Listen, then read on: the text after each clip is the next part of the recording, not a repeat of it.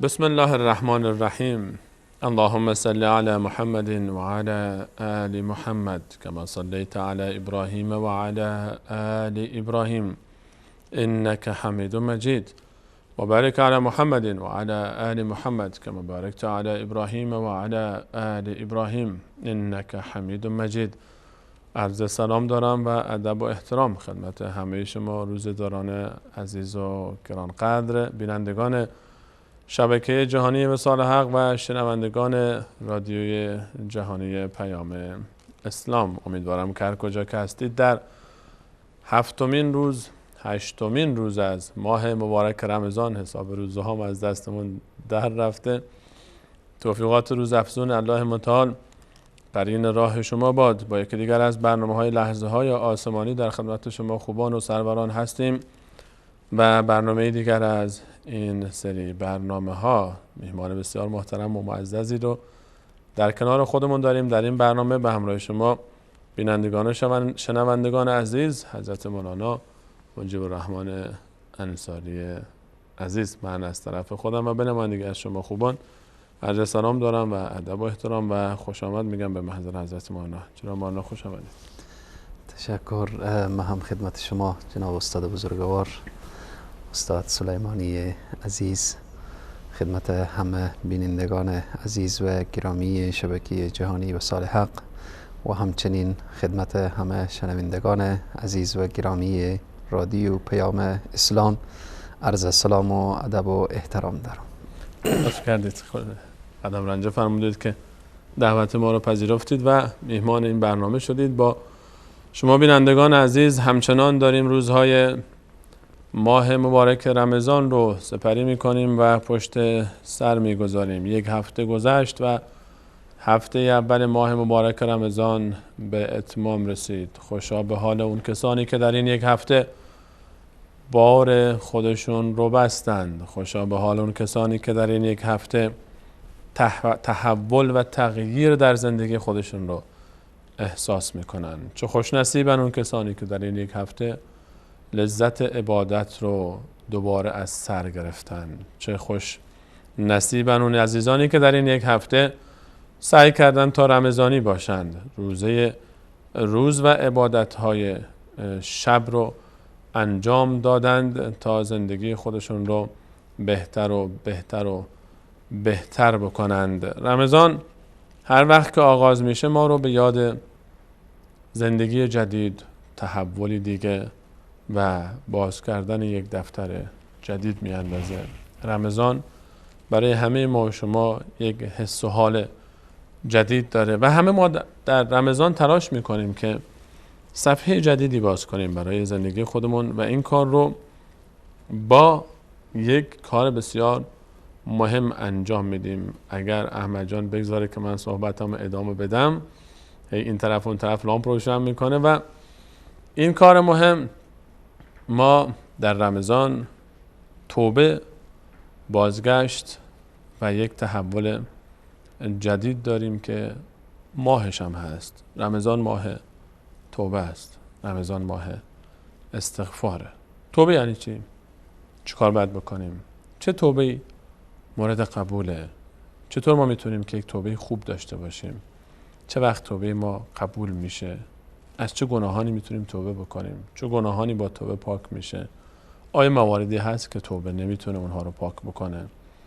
در رمضان چه کار کنیم که توبه ما توبه جانانه‌ای باشه؟ ما در رمضان همه ما به دنبال توبه میگردیم. امروز میخوایم در فرصتی که در این برنامه در اختیار ما شما عزیزان هست و حضرت مولانا درباره توبه صحبت کنیم. رمضان ماه توبه است. حضرت مولانا در ابتدای سخن اجازه بدید که از خود کلمه توبه شروع کنیم. برای ما بینندگان و شنوندگان عزیز از توبه بگید. یعنی چی هستن وقتی توبه، خود کلمه توبه به چه معناست، از خود فهم معنی کلمه شروع کنیم تا ببینیم که در عمل چیکار باید کرد. الحمد لله رب العالمين والصلاة والسلام على رسوله محمد وعلى آله وأصحابه ومن تبعهم بإحسان إلى يوم الدين. قال الله تبارك وتعالى في القرآن العظيم فأعوذ بالله من الشيطان الرجيم يا أيها الذين آمنوا توبوا إلى الله توبة نصوحا. صدق الله العظيم. قال النبي صلى الله عليه وسلم إن الله يقبل توبة العبد ما لم يغرغر، أو كما قال صدق النبي الكريم صلى الله عليه وسلم. حقیقتا یکی از نعمتهای الهی توبه هست که الله سبحانه و تعالی لطف از الطافات خیش بر بندگان خیش نموده، باز نمودن دروازه که به نام باب توبه هست. خود توبه لغتاً به معنای رجوع و در اصطلاح رجوع کردن از او چیزی که مورد پسند الله سبحانه و تعالی ظاهراً و باطناً نیست و رفتن و یا رجوع کردن به سوی او چیزی که ظاهراً و باطناً مورد پسند الله سبحانه و تعالی هست. یعنی به عبارت دیگر توبه برگشتن از او چیزی که الله سبحانه و تعالی دوست نداره، انسان پشت بکنه به طرف آن اشیایی که الله سبحانه و تعالی نمیپذیره و نمیپسنده و رجوع بکنه به سوی اشیایی که الله سبحانه و تعالی اونها را دوست داره و میپسنده. حضرت مولانا فرمودید که توبه یعنی بازگشت، یعنی عوض شدن، یعنی تعبیر خودمون تر بگیم یعنی آشتی کردن دوباره با الله متعال. خب اگر بخوایم بیایم رجوع بکنیم برگردیم به الله متعال، یقینا اولین چیزی که لازم هست بعد برای وصل شدن دوباره به الله تعالی بریم سراغ کلامش، بریم سراغ کتابش، بریم سراغ قرآن مجید. اگر در قرآن مجید بخوایم بررسی بکنیم همین موضوع توبه رو، چه آیاتی رو شما هدیه میدید امروز به بینندگان و شنوندگان ما که در موضوع توبه است، درباره این راه برگشت؟ چه هدایایی بیشتر از کلام الله مجید ما رو تشویق میکنه برای بازگشت بیشتر به توبه؟ در قرآن عظیم الشان آیات زیادی داریم که پیرامون توبه اشاره شده، یعنی بیش از 80 بار بحث توبه آمده در قرآن عظیم الشان. قبل از این که من به آیات اشاره کنم میخوام این نکته بگم که ما در اینجا ننشستیم که بینندگان بگیم که شما توبه کنید و این آیات ما میخوانیم خاطر شما توبه کنید، به واسطه که شما توبه کنید. الله سبحانه و تعالی اولا برای خود ما توبه نصوح عنایت بفرمایه. و نکته دیگری که اینه که هر انسانی گناه کرده، خطا کرده و اشتباه کرده و لغزشی از او صورت گرفته. بناهن الله سبحانه و تعالی در آیات زیادی میخواه این مسئله رو بیان بکنه که ای بندگان من، شما گناه کردید، خطا کردید، اشتباه کردید، بیراه رفتید، حالا قصدن، سهون و بالاخره آیات زیاد هست. من فقط آیاتی که همیشه زمزمه لسان ما و همه کسانی که در آیات قرآن آشنایی دارن پیرامون رحمت پروردگار عالم و برای بزرگترین امیدواری برای تائبین هست که الله سبحانه و تعالی می فرماید قل یا عبادی الذین اسرفوا علی انفسهم، بگو برای قل لعبادی الذین اسرفوا علی انفسهم لا تقنطوا من رحمت الله، بگو برای بندگان من اونهایی که اسراف کردن، اونهایی که از حد گذراندن، اونهایی که خیلی به بیراه رفتن، گناه کردن، ظلم کردن، اما اعمال زشتی که انجام دادن. حتی در این آیه جالبه که میگه اونهایی که از حد گذراندن دیگه، اسرفوا علی انفسهم، یعنی همونطور در حتی گناه کردنشون هم یعنی اینطور نبوده که گناهشون فقط کم باشه، زیاد بوده. بگو لا تقنطوا من رحمت الله. رحمت الله سبحانه تعالی بی پایان هست، الله بخشنده هست و در ادامه میفرماید ان الله یغفر الذنوب جمیعا. الله سبحانه تعالی تمام گناهان شما رو میبخشه. ان الله یغفر الذنوب جمیعا انه هو الغفور الرحیم. خداوند آمرزنده و مهربان است، مشروط بر این که و انیبوا الی ربکم، شرطی که انابت پیدا بشه، یعنی رجوع پیدا بشه به طرف الله سبحانه و تعالی. و همچنین آیه دیگری داریم در سوره توبه که الله سبحانه و تعالی میفرمایه بعد از این که اوصاف مجاهدین و اینها را بیان میکنه، در اولین صفت میگه التائبون العابدون الحامدون السائحون. التائبون اشاره میکنه. مفسرین میفرمایند که تائب کسی که توبه کنه، یعنی حتی این بیان شده قبل از رکوع کنندگان، سجده کنندگان، حامدین و قبل از کسانی که امر معروف و نهی از منکر. به خاطر چی؟ الله سبحانه تعالی در اینجا اول گفته التائبون، تا این که این انسانی که گناه کرده و معصیت کرده و الان به ندامت و پشیمانی هست، ای چنان احساسی داشته باشه که الله میپذیره. یعنی الله سبحانه تعالی اول نامزیر یاد کرده که التائبون. حالا بیا تو هم در ردیف رکوع کنندگان و سجده کنندگان و کسانی که امر معروف اینهایی که اینقدر همه قرب و منزلت دارن، تو هم در این کاروان شامل شو.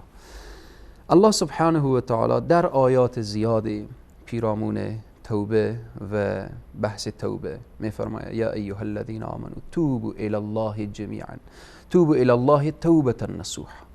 ای اهل ایمان، شما توبه کنید، توبه خالصانه و مخلصانه باشه. توبه که نه این که مثلا شما ریا کردید حالا میخواید از ریا توبه کنید، توبه شما ریا باشه. شما گناه کردید میخواید توبه کنید، توبه شما نه، توبه شما توبه باشه که خالصانه و مخلصانه، یعنی خاص به خاطر الله سبحانه و تعالی، ندامت و پشیمانی به پیشگاه الله سبحانه و تعالی باشه. حضرت مولانا اشاره فرمودید به این بخش از آیه کریمه که فرمود و توبوا الی الله جمیعا ایها المؤمنون، همه شما مؤمنین بیاید توبه بکنید. آیا وقتی که ما صحبت از توبه میکنیم فقط یک گروه خاص مد نظر ماست یا نه؟ وقتی که صحبت از توبه است، چون غالبا وقتی که ما میگیم توبه به نظر ما میرسه که من نوعی گناهکار فقط من باید توبه بکنم، یا شاید کسی فکر بکنه که خب توبه مال کسایی است که نماز نمیخونن، روزه نمیگیرن، گناه میکنن، فسق و فجور انجام میدن، حالا من که نماز میخونم، روزه میگیرم. این تصور شاید در وجود ما ایجاد بشه. آیا توبه خاص گناهکاران هست یا نه حتی خواص هم باید توبه کنن؟ سوال خیلی مهم و جالب به این که همیشه وقتی بحث توبه میایه ما احساس میکنیم که ما وقتی بحث از توبه داریم ما دیگران را الان نصیحت میکنیم که توبه کنید، و یا این که بعضی از عزیزان هم که شاید بشنون الان صائم هستن و تلاوت قرآن میکنن، اینها هم به این فکر باشن که خب شاید ما فساق و فجار و اونهایی که از خدا غافلن فقط مد نظر ما و مورد خطاب ما اونها هستن. چنین نیست. یعنی رحمت للعالمین، سردار دو جهان محمد بن عبدالله صلی الله علیه و سلم، شخصیتی که الله سبحانه و تعالی میگه در ابتدای سوره فتح ما گناهان ما قبل و ما بعد تو رو بخشیدیم. یعنی کسی که رحمت للعالمین هست و رفعنا لك ذکرک در شأنش گفته شده. رسول صلی الله علیه و سلم در یک روایت میاره که روزانه 70 مرتبه، در یک روایت میاره روزانه 100 مرتبه استغفار میکردن، به خدا رجوع میکردن، توبه میکردن. 100 بار کلمه استغفر الله که نمادی از توبه از نماد توبه هست. الان یعنی وقتی ما رسول صلی الله علیه و سلم در اینجا بیان کردیم که اونها روز 100 مرتبه استغفار میکردن، پس به طریق اولا همه ما باید که رجوع به طرف الله سبحانه و تعالی داشته باشیم. روزی 100 مرتبه رسول صلی الله علیه و سلم توبه میکردن. روز 100 مرتبه که با اون همه پاکی استغفار میکردن و توبه میکردن. و الان ما که حتما واضح و مشخص هست که روزانه چشم ما به نامحرم میفته، روزانه شاید زبان ما گناهی داشته باشه، گوش ما گناهی داشته باشه. به هر حال ما باید که لازم بیشتر و بیشترتر استغفار داشته باشیم و همیشه خصوصا و بالاخص که بعضی از کشورها هست که مسئله پیر و مریدی و یا بالاخره استاذ و شیخ و مشایخی هست. اگر ما مثلا به یکی از بزرگوارها و مشایخ بگیم که شما هم جناب بزرگوار لازم توبه کنید، یعنی شاید بعضی از شاگردانشان یا بعضی از مریدانشان احساس بکنن که عجب آدم بیادبی است، به شیخ میگه که شما توبه کنید، شیخ صاحبم توبه کنن، فلان صاحبم توبه کنن. نبی کریم صلی الله علیه و سلم توبه میکردن. نبی کریم صلی الله علیه و سلم روزانه 100 مرتبه استغفار میکردن. به هر حال ما باید همه ما از خود شروع کنیم.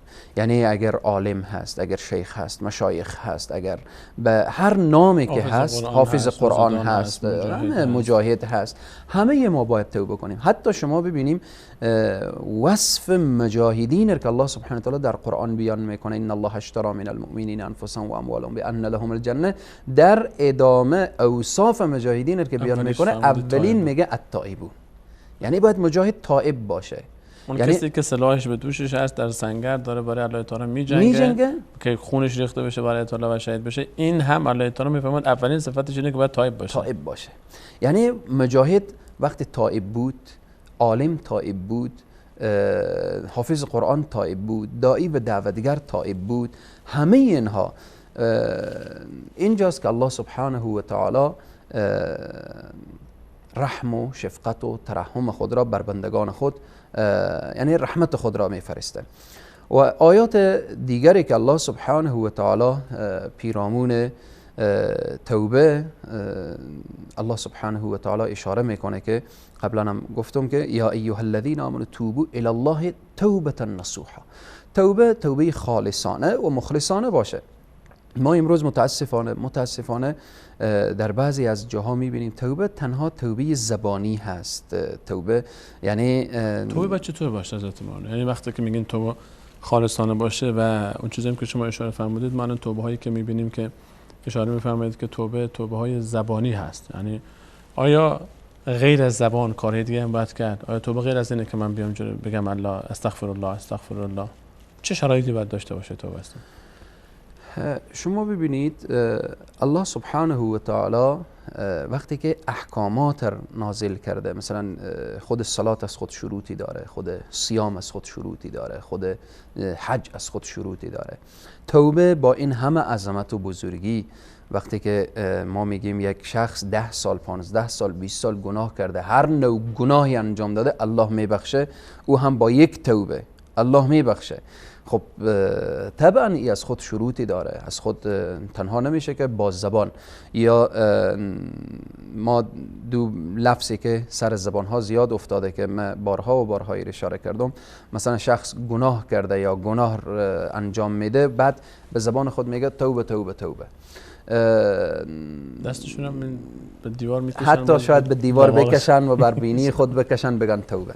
همینه که میگه سبحه بر کف، توبه بر لب، دل پر از شوق گناه، معصیت را خنده می آید به استغفار ما.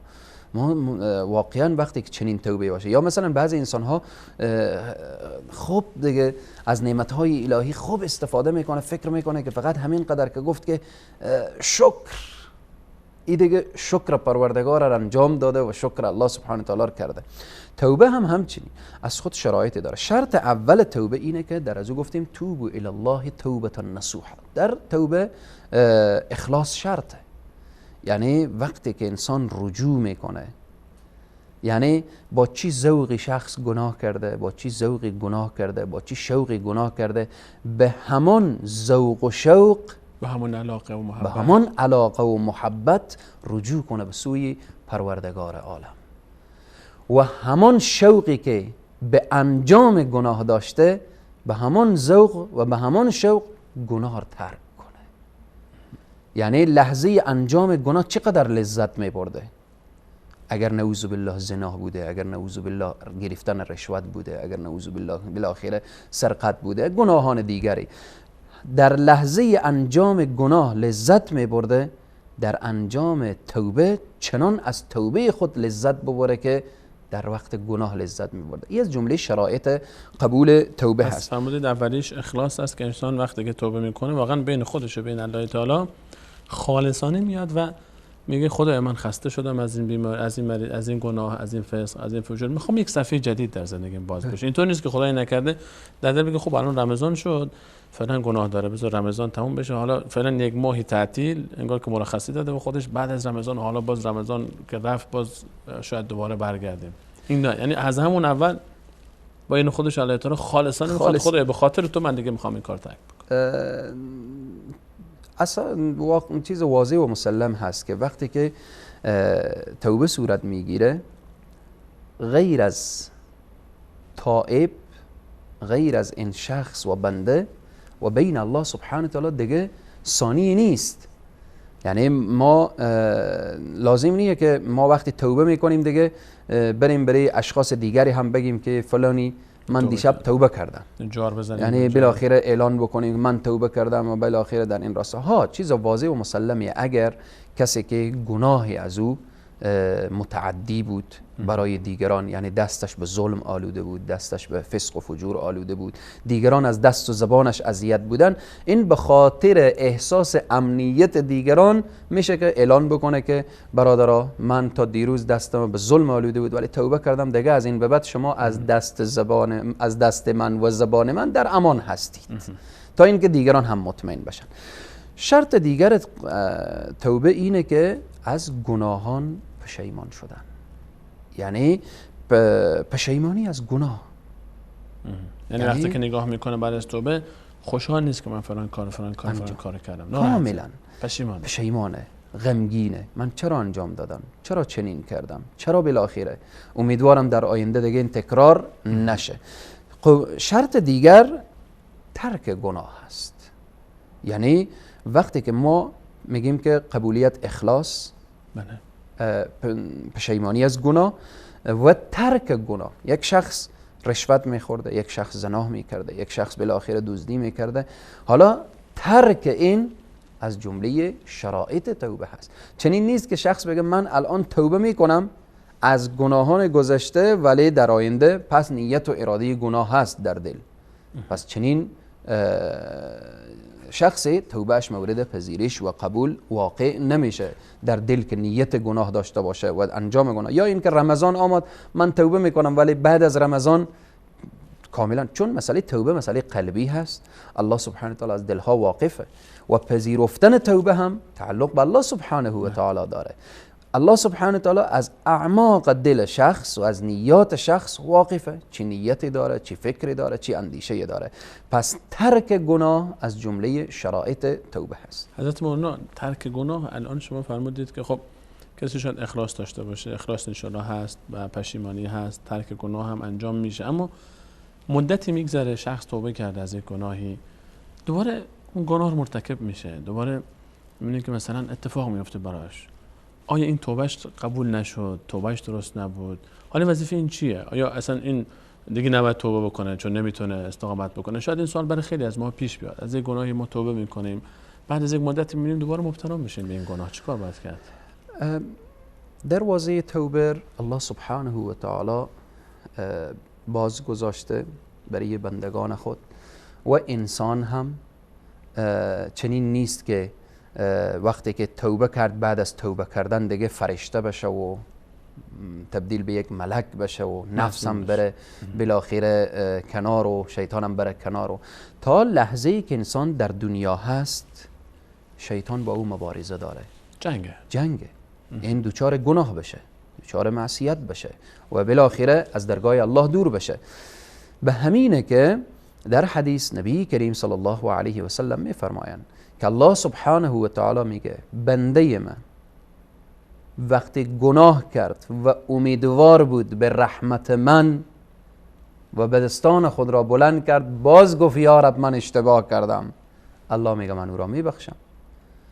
این عمل هر قدر که انجام بده اما از روی قصد نباشه.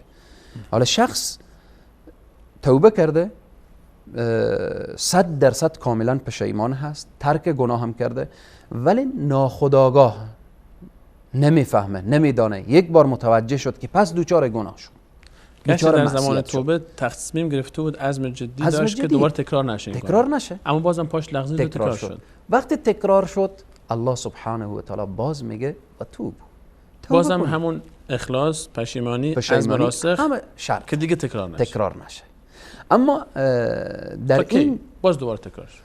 الله سبحانه و رسول صلی الله علیه و سلم میفرمایند ان الله یقبل توبه العبد، الله سبحانه و تعالی توبه بنده میپذیره، ان الله یقبل توبه العبد ما لم یغرقر، تا زمانی که نفس به حلقوم نرسیده باشه، یعنی تا لحظه ای که ملک الموت به بالین انسان ننشسته باشه انسان توبه کنه، الله سبحانه و تعالی توبه ولو که 100 بار توبه شکسته 100 بار، 1000 بار، 1,000,000 بار توبه شکسته باشه، باز هم فقط شرط همینه که قصدن از روی عناد و سرکشی مثلا نگه که خداوند ارحم الراحمین من میرم گناه میکنم، نه، الله سبحانه و تعالی که ارحم الراحمین هست قهار هم هست، منتقم هم هست، جبار هم هست، سریع الحساب هم هست.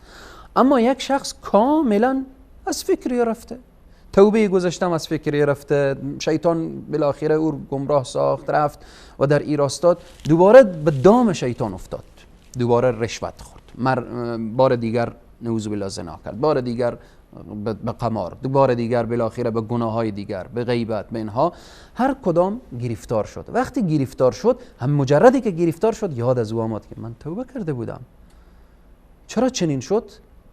باز که در دل ازی بار دیگر به ندامت و پشیمانی افتاد، گناه ترک کنه و 100% اراده ترک گناه داشته باشه، هر گناهی که باشه، هر گناهی که باشه. الله سبحانه و تعالی چون آیه در ابتدا اشاره کردم که میگه قل یا عبادی الذین اسرفوا علی انفسهم لا تقنطوا من رحمت الله، شما از رحمت الله ناامید نباشید، ان الله یغفر الذنوب جمیعا، الله سبحانه و تعالی تمام گناهان شما را میبخشه. ولو اینکه این انسان نماز نخونده باشه، روزه نگرفته باشه. در آیه ذکر میشه که فقط کسی که در دنیا از دنیا فقط مشرک انتقال بخوره، از دنیا بره، نعوذ بالله، فقط مشرک رفت، آیه در نص بیان میکنه که ان الله لا یغفر ان یشرک، خدا مشرک را نمیبخشه، اونم در آخرت، در این دنیا اگر توبه کنه مشرک را الله سبحانه و تعالی میبخشه، الله کافر را میبخشه، مشرک را میبخشه در دنیا. اما این کسی که مؤمن هست، مسلمان هست، حالا به غفلت روزه نگرفته، به غفلت نماز نخونده، به غفلت، اگر در دنیا الله سبحانه تعالی برای از توفیق داد که پس جبران کرد و توبه کرد که نور علی نور، حتی اگر به جبران هم نشد، یعنی رفت از دنیا، مؤمن بود، مسلمان بود، ولی نماز نخونده بود، روزه نگرفته بود، غفلت کرده بود، در ادامه اینها تحت لمن یشاء هستند، یعنی ای به اراده الله سبحانه و تعالی هست. رابطه‌اش با الله تعالی اگر خوب کرد مثلا حل میشه. حتی شما ببینیم که یک شخص در زمان نبی کریم صلی الله علیه و سلم مرتکب خوردن شراب شد و بعد ایره گرفتن، همون دوره بر سر از حد زده شد، باز دوباره گرفتار شد و بالاخره آخر صحابه گفتن چقدر انسان بدبختی هست، چقدر انسان نفرینش کرد. بعد که این را صحابه به دید بد دیدن، رسول صلی الله علیه وسلم گفتن که شما این را بد نگویید، اگرچه این را شیطان به گمراهی میکشانه ولی مرتکب گناه شده، ولی ای خدا و رسول دوست داره، کسی که الله و رسول دوست داره. حضرت مولانا به یک نکته اشاره کردید که من میخوام اینو بازتر کنیم. جوانی هست، دختر خانمی هست، پسری هست، مسلمان زاده است، مسلمونه، شما میفهمید الله تعالی کافر رو میبخشه با تمام شرکش، کفرش، فسقش، فجورش. یک دختر مسلمانی مثلا بد حجاب بوده، رعایت نکرده، پای بند نبوده، رفته حتی شاید رفته رقاصه شده، شاید رفته کارهایی کرده که شایسته یک انسان آزاده حتی نیست، چه برسه که بگه انسان مسلمان. یا مردش، یک جوانی رفته به خواست خودش خواسته جوانی بکنه، راه اشتباه رفته، نفهمیده، کارهایی کرده که الان پشیمونه، یا حالا احساس میکنه که شاید من دیگه از من گذشته دیگه توبه، یعنی انقدر پیش رفته. این اگر اون رقاصه، این مرد یا زنش یا هر کسی هر گونه رابطه‌ای داشته، هر کاری کرده، الان بیاد توبه بکنه، راهی هست براش؟ شما مسئله را اشاره کردیم که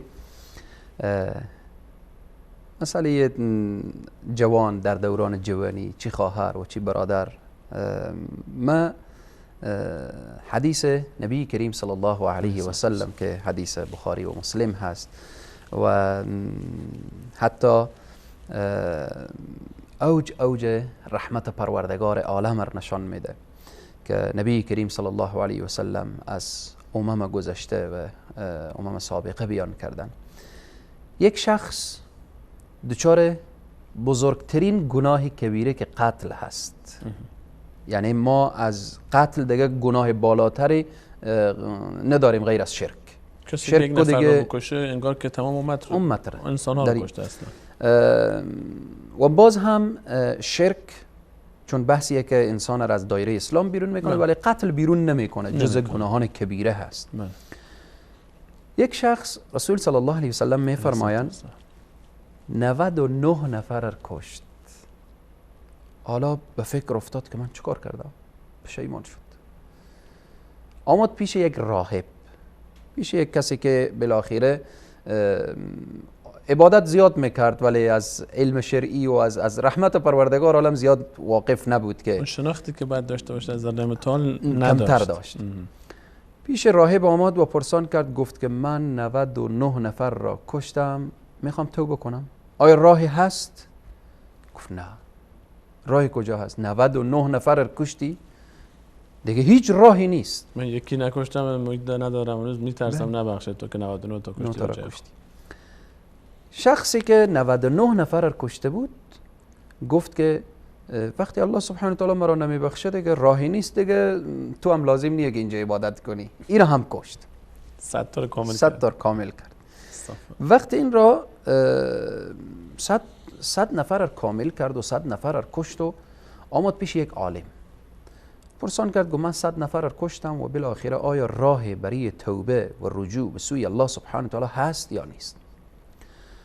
عالم گفت بله، ان رحمت الله واسعه. رحمت پروردگار عالم وسیع است، ولی بر این شرط در این زمینی که تو گناه کردی و عادت به گناه کردی ترک کن، اینجا نمون، برو در جای دیگری زندگی کن، الله سبحانه و تعالی تو رو میبخشه. شخص وقتی از این شهر میخواست بیرون بشه، از این قریه میخواست بیرون بشه، یک مسیر کمی طی کرده بود که ملائکه قبض روح و موت آمد که جان ای را بگیره. وقت تمام شد. در اثنایی که جان از این گرفته میشد، ملائکه رحمت آمدن که ای از ما هست، ببرن بهشت، طرف بهشت ببرن. توبه کرده تائب هست.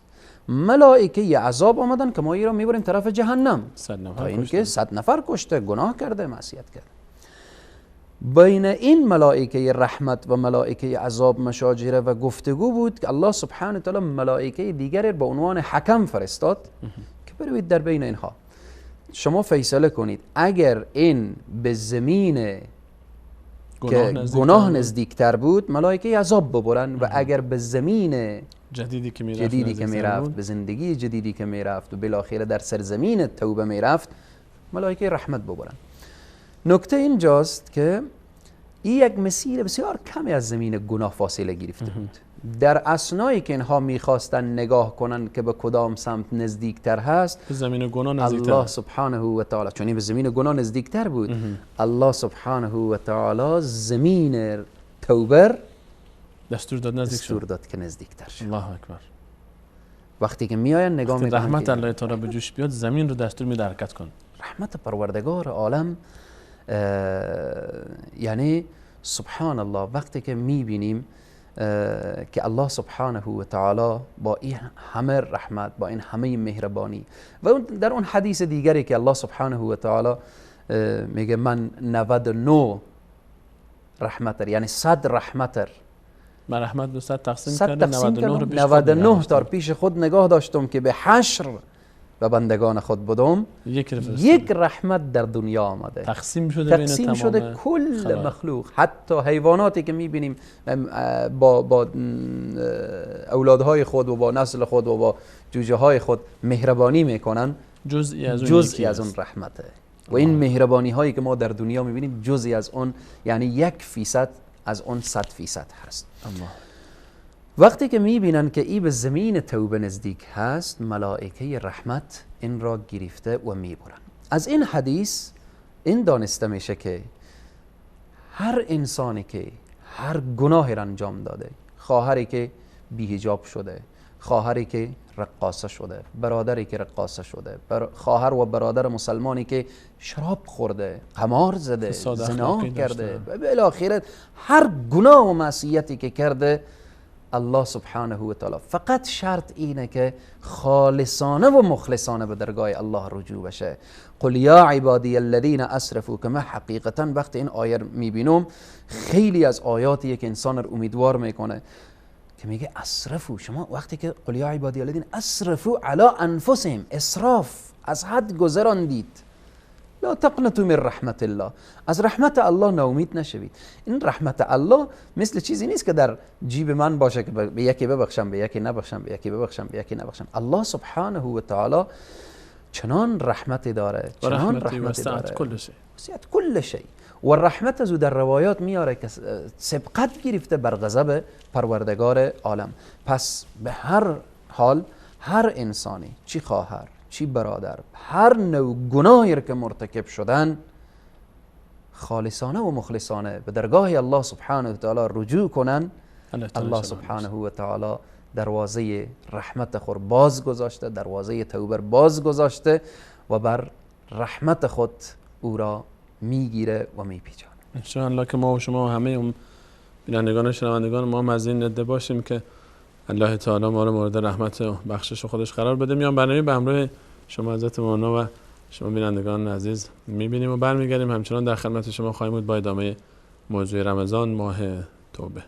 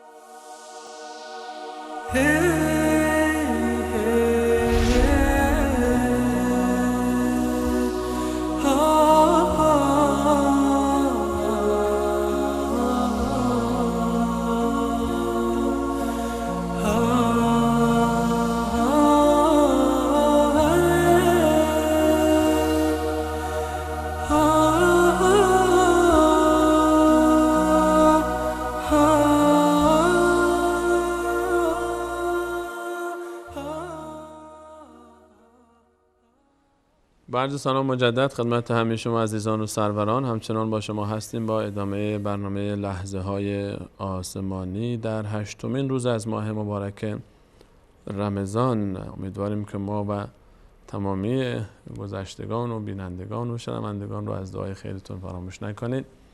رمضان ماه توبه است و ماه استغفار. قبل از میان برنامه حضرت مولانا مجیب الرحمن انصاری عزیز درباره شرایط توبه صحبت فرمودن و گفتن که توبه قابل قبول هست و صحیح و درست است که شرایطی داشته باشه، من جمله اخلاص. اولین شرطش خالصانه برای الله تعالی به همراه پشیمانی از گناهان و تلاش برای تکرار نکردن اون گناه. 3 شرط رو تا الان با شما عزیزان بررسی کردیم: اخلاص، پشیمانی از گناه و عدم اصرار و تلاش برای تکرار گناه و ترک گناه به معنی ساده تر. حضرت مولانا ادامه شروط رو اگر برای ما شنوندگان و بینندگان بفرمایید.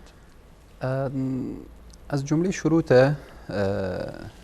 توبه از گناه، پس دادن حق به صاحبش که این بیشتر و بیشترتر تعلق میگیره به مسائل حق الناس که گفته شده. یعنی چی؟ یعنی حقی که مردم گردن انسان دارن؟ بله بله. مثلا یک چند تا مثال اگر بزنید. بحث حق الناس بسیار مسئله مهمیه. مثلا شخصی با شخصی مشارکت داره در بیع و شرا، در مال شریک خود خیانت میکنه و بالآخره مال زور ضایع میکنه بدون اینکه او واقف باشه و از حق از او استفاده میکنه. و یا اینکه میایم وسیع‌تر بگیریم شخصی که رشوت میخوره و بالآخره رشوت میگیره، این مسائل حق الناس هست.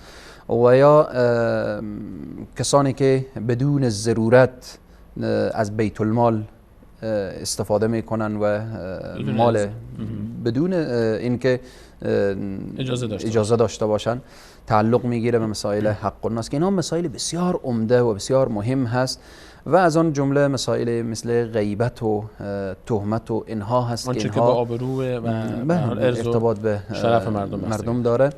اینها مسائلیه که تنها نمیشه که انسان در کنج خانه بنشینه و اشک بریزه و گریه کنه و ندامت و پشیمانی داشته باشه. کار خوبیه از این اعمال که به پیشگاه خدا انسان بناله و گریه کنه، ولی شرط قبولیتش اینه که بریم به طرف بگیم که برادر من غیبت تو را کردم. و همینجی خوبه که فرصت خوبیه من برای همه بینندگان عزیز و گرامی اشاره کنم که انسان هست که شاید با دوستانی که من آشنا باشم و حرف اونها را اگر در غیاب گفته باشم، من اونها را بخشیدم اگر اونها حرف مرا زدن. امیدوارم که همه عزیزان و دوستان ما را ببخشن و تا اینکه نشه که خدای نخواسته به حشر باز به مشکل بزرگتری گیر کنیم. پس از همه عزیزانی که صدای بنده را میشنون و بنده را میبینن امیدوارم که اگر غیبت شده باشه بین هم دیگر من عزیزانش بخشیدم، امیدوارم که او عزیزان و دوستان هم ما را ببخشن. مسائل حق الناس مسئله است که باید اگر مسئله مثلا پولی بود از شخص بریم حقش را بپردازیم، مسئله غیبت بود بریم از او معذرت بخواهیم. حالا جاهایی که حضرت مولانا مثلا بحث مادی شخص نیست، مثلا حالا طرف فوت کرده از دنیا رفته چیکار باید؟ اگر مسئله مادی بود که به ورثه تقدیم میشه و اگر ورثه نداشت برای از او یک شیء عام المنفعه ساخته میشه و ثواب از او برای از او بخشیده میشه. اگر شخص از دنیا رفته بود و مسائل مادی نبود، مسئله غیبت بود و اینها بود، شخص دو کار داره. یک این که به پیشگاه الله سبحانه و تعالی توبه خالصانه و مخلصانه داشته باشه، یعنی ارتباط خود را با الله خوب محکم کنه. در روایات میاره که در حشر الله سبحانه و تعالی وقتی که اینها بیاین از به اصطلاح گریبان او را بگیرن که تو حق ما را ضایع کردی، غیبت کردی، تهمت کردی، قبل از این که دست آن اشخاص به او برسه الله سبحانه و تعالی میگه شما چی میخواین از این بنده من؟ این کسی بوده که در دنیا با من درست ارتباط برقرار کرده. اونها میگن که ما میخوایم گناهان ما برداشته بشه، بخشیده بشه. الله میگه من گناهان شما رو بخشیدم. اونا میگن مقام ما بالا بره، الله میگه من مقام شما رو بالا بردم. اون راضی میکنه. الله سبحانه و تعالی اونا راضی میکنه به شرطی که این شخص در دنیا توبه خالصانه و مخلصانه داشته باشه. دیگر این که این شخص در دنیا در حق او کسی که غیبتش را کرده یا حقش را ضایع کرده و او هم از دنیا رفته برای دعا داشته باشه. دعای خدایا او را ببخش، خدای جبران کرده. جبران کرده. اینجا داره جبران میکنه. اگر ببخشید غیبتی کرده، حالا مثلا بعضی وقتا انسان با انسان یک جایی صحبتی کرده، غیبتی کرده، کاری کرده، تهمتی خدای نکرده زده، اگر بره پیش شخص ما فهمیدید بره معذرت خواهی بکنه، شاید بره اونجا اگر بره معذرت خواهی بکنه مشکلی بزرگتر ایجاد بشه، اختلاف ایجاد بشه، درگیری ایجاد بشه. آیا حتما باید بره؟ اگر نمیتونه چی؟ اگر فکر بکنه مثلا با یک شخص تهمت زده و از اثر تهمت از او مشکلات ایجاد شده و الان اگر این بره به طرف بگه من تهمت زدم، شاید بیشتر و بیشتر این سبب و منجر به قتل بشه و کشتار بشه و فتنه شر بزرگتر ایجاد بشه. پس بناهن بین شخص و بین الله سبحانه و تعالی باشه و از الله سبحانه و تعالی معذرت بخواه و توبه کنه و طرف دعا کنه که الله سبحانه و تعالی مشکلی که از سبب تهمت ای افتاده در بین قوم او مشکل الله سبحانه و تعالی برداره و برطرف بسازه. و همچنین از جمله شرایط مسئله توبه قبل از مرگ هست، یعنی تا زمانی که نفس به حلقوم نرسیده، یعنی تا لحظه‌ای که گرفتن جان نیامده. وقتی نفس به حلقوم رسید دیگه اینجا دیگه توبه قبول نمیشه.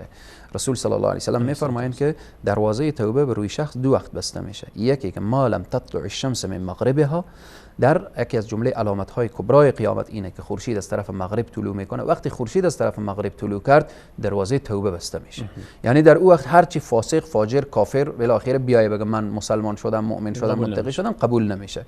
و یا این که چی وقت به روی شخص بسته میشه؟ نفس به حلقوم. تا زمانی که ما لم یغرغر آمده، تا زمانی که نفس به حلقوم نرسیده باشه توبه پذیرفته میشه و قبول میشه و الله سبحانه و تعالی میپذیره. حضرت مولانا شما از صحبت توبه، از زمان توبه به وقت توبه صحبت فرمودید. حالا خیلی وقتا ما میبینیم که صحبت‌های مطرح میشه، متاسفانه میگن آقا خب حالا زوده، حالا جوونیم، حالا دوره جوونی هست، حالا بزرگتر که شدیم 10 سال بعد، 5 سال بعد طرف میخواد بره مثلا سفر حج، حالا صبر کن، حالا پیری میرم حج میکنم، الان برم حج بکنم باز دوباره بعدش گناه میکنم، میرم دیرتر میرم، عمره همینطور. آیا توبه یک دوره زمانی خاصی داره، یک دوره عمر خاصی داره که حتما انسان مثلا باید صبر بکنه در این سن سالش توبه بکنه؟ شما ببینید رسول صلی الله علیه و سلم وقتی میفرمایند که شما زیارت قبور بروید به خاطری که تزهد الدنیا و تذکر الاخره. هدف از این که انسان در قبرستان بره چیه؟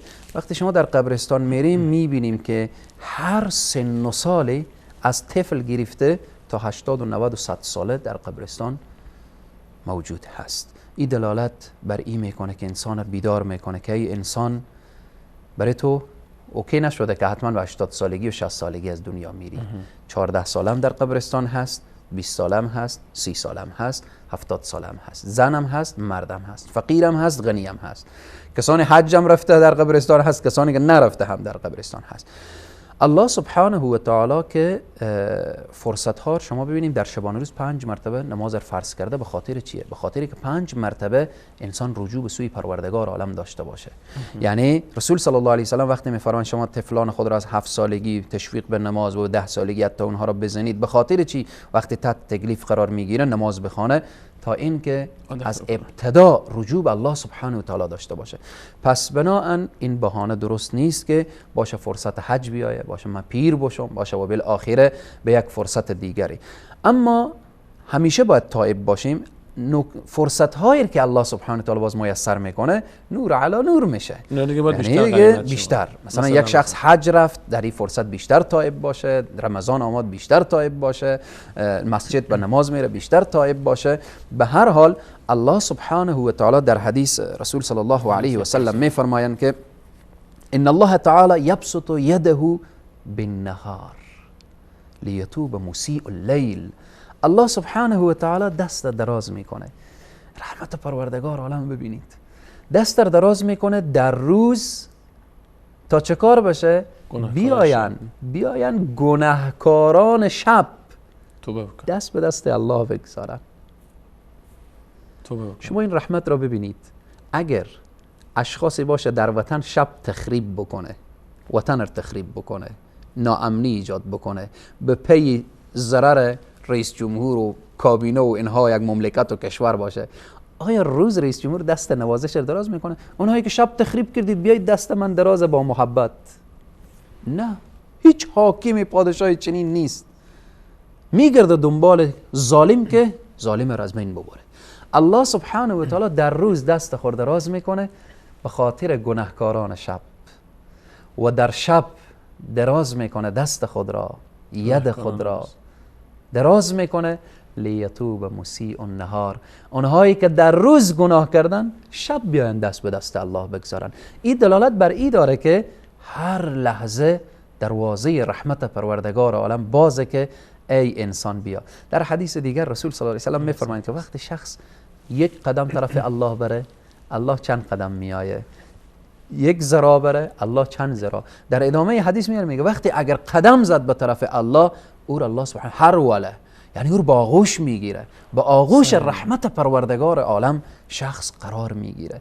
یعنی الله سبحانه و تعالی در این حدیث چنان رحمت خود را نشان میده که دیگه انسان نباید دنبال این بگرده که من جوانم باشه پیر باشم. من که متاسفانه این بین جامعه هست که الان فرصت داری، جوانی، چرا فلانی گناه میکنه؟ خیر 4 روز جوانی هست. چقدر جوانهای با آغوش خاک خوابیده هست، چقدر جوانهای از دنیا با همه آرزوها و آرمانهای داشتن و از دنیا رفتن، و چقدر انسانهایی که میگفتن حج بریم توبه میکنیم حج نصیب نشد و از دنیا رفتن، و چقدر انسانهایی میگفتن رمضان بیاید و توبه میکنیم و قبل از رمضان از دنیا رفتن. چه انسانهایی که گفتن فردا که از خواب بیدار شدم توبه میکنم اما هرگز از خواب بیدار نشدن. حضرت مولانا، ما چون 5 دقیقه بیشتر فرصت نداریم، من دوست دارم که در این 5 دقیقه شما به یک آیه اشاره کردید که خیلی امیدوار کننده است برای ما. ان الله یغفر الذنوب جمیعا. الله تعالی تمام گناهان ما رو میبخشه و یعنی پاک میشه. خب شاید این سوال پیش بیاد، من نوعی گناهکار گناهان فراوانی داشتم و الله تعالی بخشید. مثل یک قرضداری که ثروت‌های زیادی بر گردن من بود، قرضدار بودم، همینا تمام شد. الان قرض‌های من خدا بخشید. صاحبان قرض‌ها رو گفتن ما بخشیدیم. خب الان من تازه شروع کردم از صفر، چی ندارم، دست خالی. آیا در قرآن کریم و احادیث رسول صلی الله علیه و سلم، آیا در قرآن بشارتی بالاتر از این هم هست که دیگه جایی برای توجیه نگذاره که حالا بگم گناهان من بخشیده شد، عبادتی ندارم، عبادت چی؟ از اینم عظیم‌تر هست بشارت برای توبه؟ حقیقتا من همیشه فکر میکردم که شاید از این آیه امیدوار کننده تر دیگه آیه نباشه، ولی چون شما سوال چنان مطرح کردیم که مر به یاد آیه دیگری از آیات قرآن انداخت که فکر میکنم که خیلی امیدوار کننده تر از این آیه مبارکه هست. الله سبحانه و تعالی وقتی که صفات بندگان خاص خود بیان میکنه، یعنی صفات عباد الرحمن بیان میشه، و عباد الرحمن الذین یمشون علی الارض هونا، در ادامه این صفات میایه بله در سوره فرقان، والذین لا يدعون مع الله الها آخر ولا يقتلون النفس التي حرم الله الا بالحق ولا يزنون، زنا نمیکنن. ادامه میگه و من یفعل ذلك، اگر این کار رم کردن، یعنی اگر شرک کردن، اگر قتل کردن و اگر زنا کردن، یعنی اگر اینها ای کارا کردن و ما یفعل ذلك یلقى اثام، عذاب سختی داره، سختی، عقاب میشن، عذاب میشن، و بالاخره یضاعف لهم العذاب یوم القیامه، عذاب از اینا چندین برابر میشه. و بالاخره حالا کی؟ مشرک، قاتل و زانی، یعنی بدترین جرم ها. در ادامه میفرماید اگر همین مشرک، اگر همین قاتل، همین زانی، الا من تاب و آمن و عمل عملا صالحا، اگر اینها توبه کردن، ایمان آوردن، عمل صالح یعنی عمل نیکی را انجام دادن. اینجا در او آیه گذشته الله سبحانه و تعالی میگفت که اینا وقتی توبه کردن ان الله یغفر الذنوب جمیعا، گناهان رو میبخشه. در این آیه الله سبحانه و تعالی میگه که عمل عملا صالحا فاولئک یبدل الله سیئاتهم حسنات. الله اکبر. الله سبحانه و تعالی سیئات، گناهان این انسان تبدیل به حسنات میکنه. یعنی نه تنها این گناهان بخشیده میشه، هر چقدر گناه زیاد بود همه اینا میشه نیکی، همه نیکی میشه، یعنی 2 برابر اون چیزی که در اون آیه بود. اون آیه فرمود گناهان بخشیده میشه فقط میشه. اینجا میفهمد هر چی گناه داشت همه این گناه بخشیده میشه که هیچی. این که فهم میکرد خیلی گناه داره، همه اینو الان شده نیکی شده، اونا که بخشیده شده، این همه عبادت حسنات و کان الله غفورا رحیما. در یک لحظه توبه، در یک لحظه توبه خالصانه و مخلصانه میتونه 60 سال غافل بوده، 60 سال غفلت خود تبدیل کنه به 60 سال عبادت، 60 سال عبادت بدون گناه. این همه لطف الهی. آیا جناب حضرت مولانا، آیا بعد از این همه بشارت ها، آیات، عنوان آخرین سوال، آیا بهونه‌ای برای توبه نکردن باقی میمونه؟ حقیقت هر انسانی که رجوع به سوی الله سبحانه و تعالی نداره و رجوع نمیکنه به طرف رب خود. این کم سعادتی انسان هست و بیچارگی انسان هست و ذلت و خاری انسان را نشان میده، چون هیچ بهانه. الله سبحانه و تعالی میگه شما توبه کنید. امتهای گذشته توبه ایشان چی بود؟ توبه میکردن که باید خود را میکشتن. اما در امت نبی کریم صلی الله علیه و سلم توبه اینه که فقط قطران اشک بریزان و در نیمه شب نیمه روز دست بالا بکن، یا الله من اشتباه کردم، من نفهمیدم، من ندانستم، من بیراه رفتم. با این جملات تمام میشه کار. تمام میشه. سیئات تبدیل به حسنات میشه، دروازه های رحمت به سوی انسان باز میشه و الله سبحانه و تعالی این انسان را از جمله دوستان و مقربان خود قرار میده. و سخن اخیر در یک دقیقه کمتر اینه که رسول صلی الله علیه و سلم میفرمایند الله سبحانه و تعالی چقدر خوشحال میشه با توبه بنده خود. میفرمایند مثل این که شخص زاد و راحله داره، سفر کرده، در یک دشت و بیابان میخواد استراحت میکنه، چشم خور باز میکنه که راحله از او سواریش گم شد، سواری گم شد. حالا در اینجا دیگه هیچ راهی نداره جز این که آماده میشه به مرگ، سر میگذاره تا این که بمیره. لحظه خواب میبره، پس بیدار میشه که زاد و راحله، سواری، همه پیش از او استاده هست.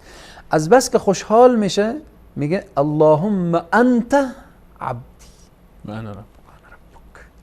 از فرحت و خوشحالی اشتباه میگه، خطا میگه.